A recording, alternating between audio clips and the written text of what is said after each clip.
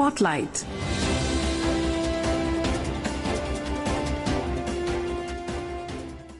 This is Akashvani. In the program Spotlight, now we bring you a discussion on significance of critical minerals for global economies. The participants are Professor Pradeep S. Chauhan, Center for Economic Studies and Planning, JNU, and Rituraj Barauh, journalist. We'll be talking on the issue of critical minerals and its significant importance and strategic relevance in the current global scenario. So here we have with us Professor Pradeep S. Chauhan. He is with the Center for Economic Studies and Planning at Jawaharlal Nehru University.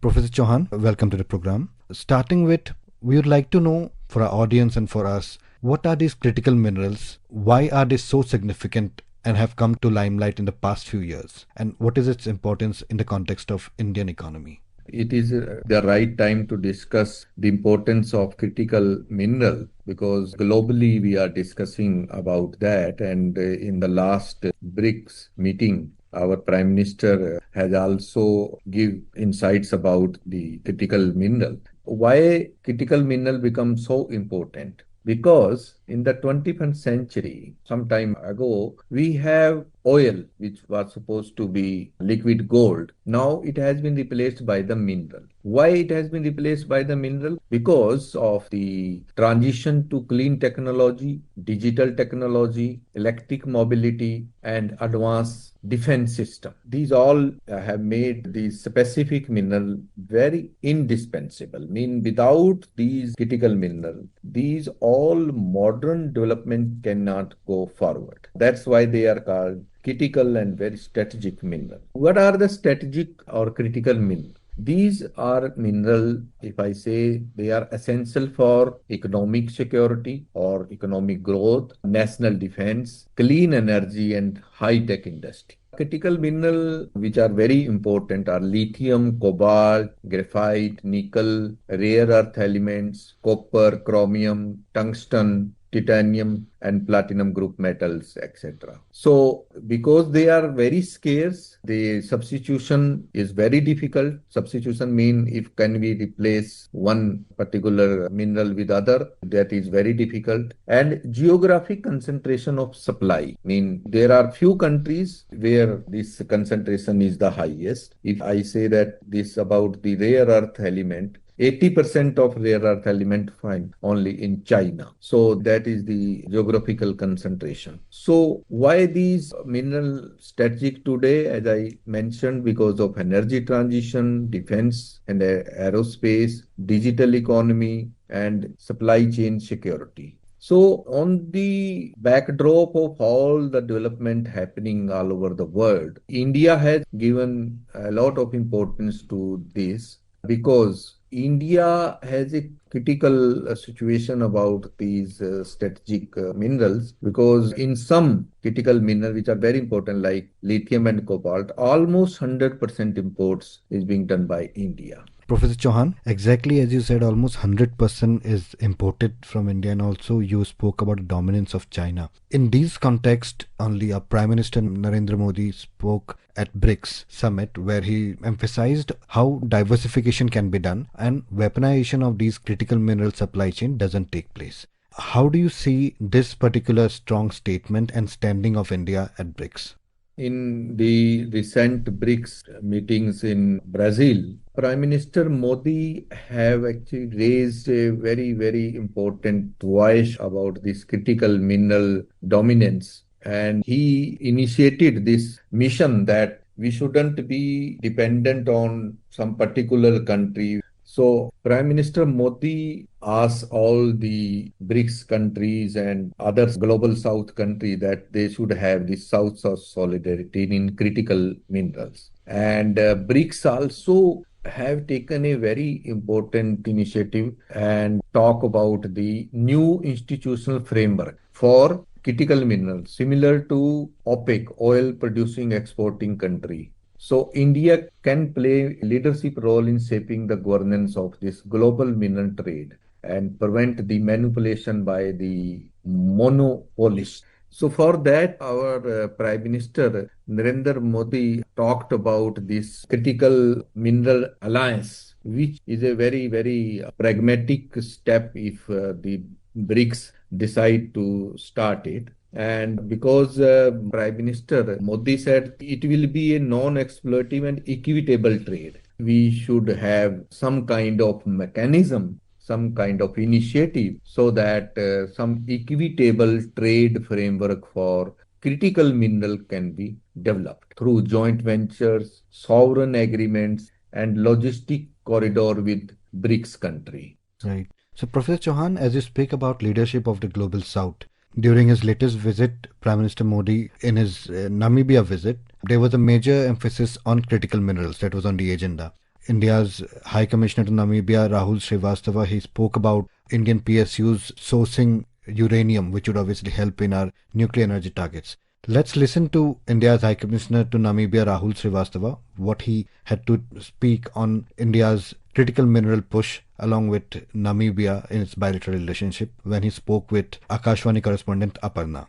Critical minerals, that's a priority. Many of our PSUs, they are interested in investing in critical mineral sector and also heavy rare earth sector of Namibia. So that's one area we're looking at. Our total investments now are close to $850 million US dollars in Namibia. And should some of the PSUs come, and the areas that we are looking at, apart from lithium, it's graphite, molybdenum, chromium, copper, even gold. These are some of the areas that we are looking at. Also, with Namibia, we would have talks on sourcing uranium from Namibia because Namibia is a good source of uranium. And we have an agreement with them, which happened in 2009. Unfortunately, supplies haven't taken place, but good time to start discussions on this, and I hope shortly we would be able to get uranium also from Namibia. Professor Chauhan, when we see these bilateral relationships, Namibia is a major player in the sense it has got resources. Countries like China already have their presence in Namibia and other countries in Africa. How do you see this India's efforts to diversify its sources expanding to countries in Africa and other places to counter this dominance by other countries and secure minerals for its own utilization in India? Prime Minister Narendra Modi recent visit to these countries, including, Namibia, is very, very significant and well thought because the African country, they welcome India and they want that there should be cooperation with India. Namibia is one of them. And why it is a very well thought and very important visit by our Prime Minister? Because Namibia is a country which have third or fourth largest uranium producer, supplying around 10 to 11% of global output. So, right. And when we talk in India about this nuclear, energy, which India is installing very fastly, and in the last budget also, we talked about this clean energy, nuclear energy. So we need uranium because we have a problem of getting uranium from NSG, that is nuclear supply group, where China doesn't want that uranium should be supplied to India. So from that point of view, cooperation between Namibia and India is very important because we can have a uranium from Namibia, which can be a game changer. Similarly, in other mineral also, like lithium, cobalt, and even rare earth, they have some in Namibia. So from that point of view, a visit is very important, and that partnership, critical mineral partnership agreement, which India did with Namibia, can be a game changer.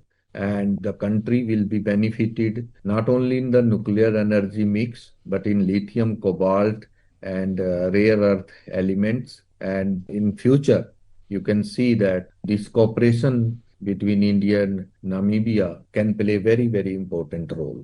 India has been taking several steps in these lines, including a National Critical Minerals Mission. Let's listen to Union Minister for Coal and Mines G. Kishan Reddy, what he had to say regarding India's progress in achieving self-reliance in critical minerals. मजबूत mineral ecosystem विकसित भारत की 2047 के लिए ये sector बहुत महत्वपूर्ण है।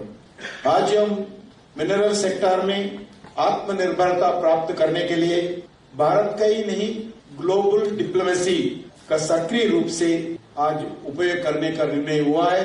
Professor Chauhan, when we talk about critical minerals and self-reliance in it, National Critical Minerals Mission was approved by the Union Cabinet in January this year. What is the current status of India's own reserves of these critical minerals, sir? And how do you think we could achieve this ambitious goal of being self-reliant in them? Yes, India is taking multiple proactive initiatives to secure access to critical minerals, to reduce import dependence, and to support its ambition in clean energy, defense, high-tech industries. So these initiatives include the domestic exploration and international cooperation or partnership in the critical mineral, and policy reforms, as you mentioned, about the critical mineral mission and capacity building. So this national critical mineral list, if you see, first time in India, it was released and it included 30 minerals, which include lithium, cobalt, nickel, rare earth, graphite, gallium, titanium, tungsten, etc. So some reforms are also taken regarding these critical minerals, and India has initiated many its ventures to find out